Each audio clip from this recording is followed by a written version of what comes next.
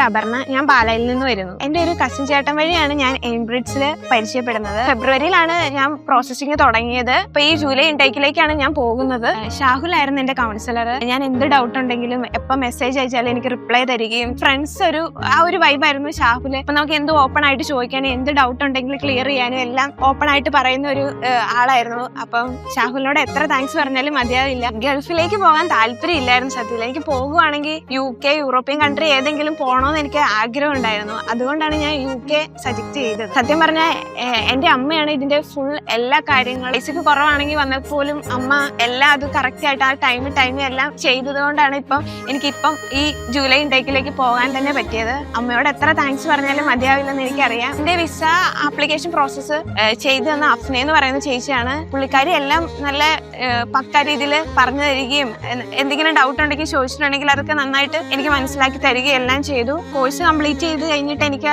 അവിടെ തന്നെ എന്തെങ്കിലും നല്ലൊരു ജോലി ചെയ്ത് അവിടെ സെറ്റിൽ ആകാനാണ് ഞാൻ ആഗ്രഹിക്കുന്നത്. എൻ്റെ ഈ ജേർണിയിൽ ഫുൾ എനിക്ക് ഹെൽപ്പ് ചെയ്തത് ഷാഹുലാണ്. ഷാഹുലിനോട് താങ്ക്സ്. എയിംബ്രിഡ്സ് ടീമിനോടും വളരെയധികം നന്ദി ഞാൻ പറയും.